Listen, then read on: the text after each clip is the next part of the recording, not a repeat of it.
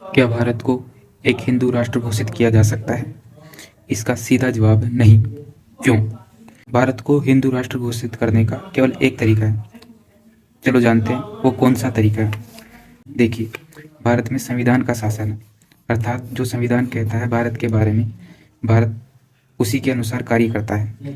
भारत की प्रस्तावना कहती है और फंडामेंटल राइट्स में भी ये बात निकल कर सामने आती है कि भारत एक पंथ निरपेक्ष राज्य है, अर्थात भारत में किसी भी धर्म का शासन नहीं है। भारत सभी धर्मों को अपना मानेगा और किसी भी धर्म के साथ अपनी नज़दीकियाँ नहीं बढ़ाएगा, अर्थात शासन में धर्म को शामिल नहीं करेगा। इसका एक तरीका है कि अगर संसद संशोधन कर दे कि भारत को एक हिंदू राष्ट्र माना जाएगा, तो भारत को हिंदू राष्ट्र घोषित किया जा सकता है, लेकिन संसद ऐसा नहीं कर सकती। आखिर क्यों?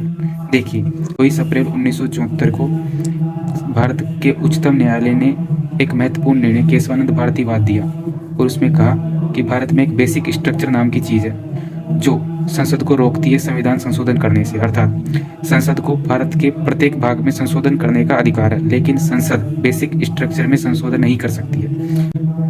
और सबसे बड़ी बात है कि बेसिक स्ट्रक्चर में पंथ निरपेक्षता शामिल है।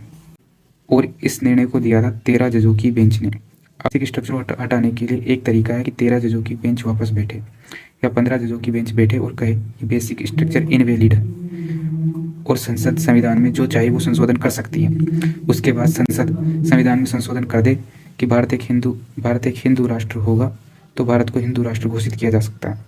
क्या आपको लगता है कि भारत में ये प्रक्रियाएं हो सकती है? कमेंट में ज़रूर बताएं।